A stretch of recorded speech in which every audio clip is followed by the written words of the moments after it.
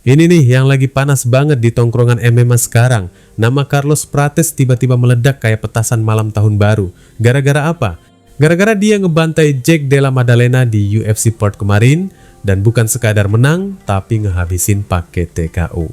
Nah, disinilah mulai rame perbandingan yang bikin ribut. Kok bisa Prates ngefinish JDM, sementara Islam Makhachev yang notabene juara malah cuma menang angka.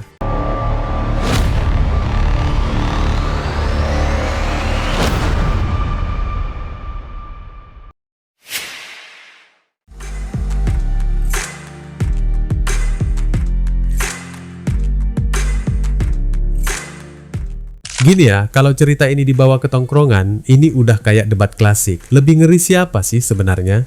Karena di atas kertas, logika fans tuh simple. Lawan sama, hasil beda, berarti yang finish lebih superior. Tapi ya, dunia MMA gak sesederhana itu juga sih. Tapi tetap aja, hype itu gak bisa ditahan. Orang-orang langsung kayak, udahlah, skip dulu, Ian Garry, kasih Prates aja lawan Makhachev. Padahal sebelumnya kan rumor lagi kenceng banget tuh, Makhachev bakal defense lawan Garry. Bahkan sempet kayak udah hampir kejadian gitu vibes-nya. Tapi tiba-tiba Makhachev sendiri yang ngerem. Dia bilang belum ada obrolan resmi, belum ada deal apa-apa. Artinya pintu masih kebuka lebar loh. Ini bukan cuma soal siapa ranking lebih tinggi, tapi siapa yang lagi panas dan sekarang yang lagi viral jelas Prates. Yang menarik, Makhachev juga nggak nutup mata sama fenomena ini. Dia ngerti banget momentum. Dalam dunia fight, momentum itu kadang lebih kuat dari ranking. Dan dia secara nggak langsung ngasih kode kalau Prates itu lawan yang lebih seru buat sekarang. Bukan berarti Garry jelek, tapi ya hype-nya beda level.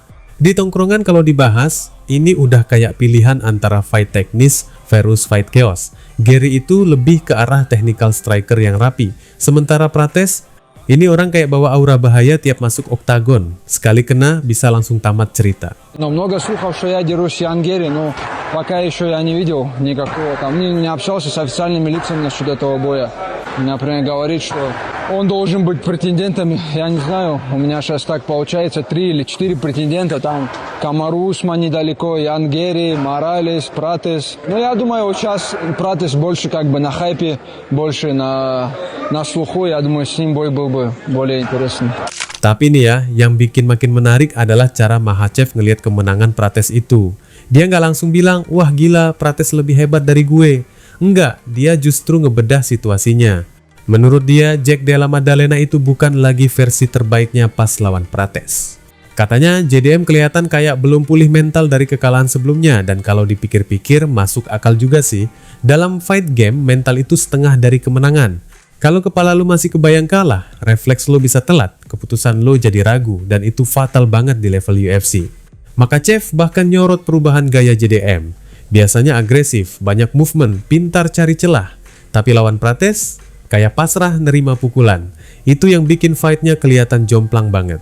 Jadi kalau di tongkrongan dibahas, ini tuh bukan cuma Prates lebih ganas dari Makhachev, tapi lebih ke kondisi lawan yang beda di waktu yang beda. MMA itu sangat kontekstual loh. Hari ini lo monster, besok lo bisa kelihatan biasa aja kalau mental lo drop. Tapi ya tetap aja publik nggak peduli sedalam itu. Yang mereka lihat cuma highlight Prates TKO, Makhachev decision, udah selesai. Dan dari situ narasi mulai kebentuk sendiri. Да, конечно, смотрел, в прямом эфире смотрел, но видно, Мандалена не смог собраться, может не смог отойти от поражения, как-то непонятно, подходил, еще так не видел. Я его бои много смотрел, прежде чем подерусь с ним, смотрел его стиль, он подходит, меняет этажи, бьет, но в этом бою он просто подходил и принимал удары. Nah, sekarang yang jadi bahan obrolan seru, kalau beneran Islam Makhachev lawan Carlos Prates, itu bakal jadi fight kayak gimana? Kalau dari gaya, ini clash yang gokil sih. Makhachev dengan grappling kelas dunia, kontrol ground yang nyaris sempurna, Prates dengan striking brutal yang sekali kena bisa bikin lampu mati. Ini tidak hanya fight, melainkan ini benturan dua dunia.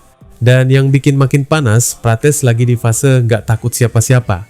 Petarung kayak gini biasanya paling berbahaya, karena mereka masuk bukan buat menang angka, tapi buat ngehabisin. Sementara Makhachev, dia udah di level champion mindset. Lebih kalkulatif, lebih sabar, lebih mikir panjang. Jadi, kalau mereka ketemu, ini bakal jadi duel antara chaos vs control. Di sisi lain, jangan lupa juga, Ian Garry masih ada di gambar. Dan dia punya satu kartu kuat. Dia pernah ngalahin Prates sebelumnya. Itu fakta yang nggak bisa dihapus.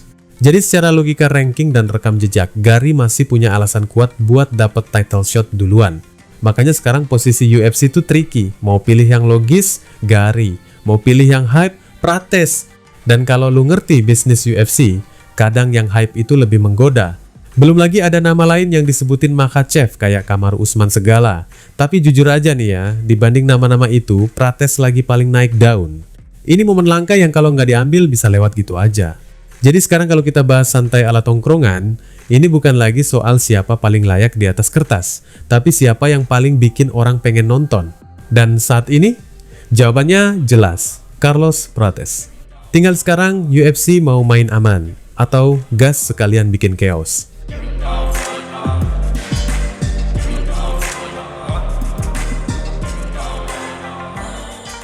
Charles Oliveira ternyata nggak main-main. Dia resmi tanda tangan kontrak baru dan bukan kontrak biasa.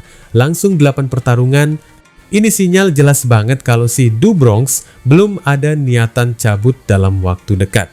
Kalau kita bahas santai, ini tuh kayak jawaban telak buat orang-orang yang udah mulai ngomong, Oliveira bentar lagi pensiun nih. Malah dia ngunci masa depan sampai usia 40 tahun. Gila sih, umurnya sekarang aja 36.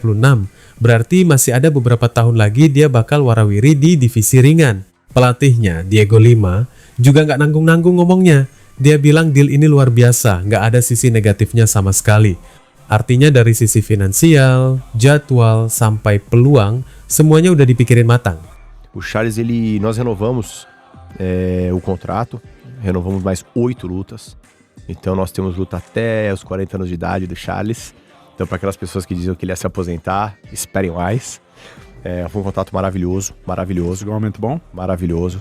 Não tem A para falar, sabe, foi uma negociação incrível. Kalau kita bahas lagi nih, ini bukan cuma soal bertahan lebih lama, tapi soal legacy loh. Oliveira tuh udah lama di UFC, dari 2010.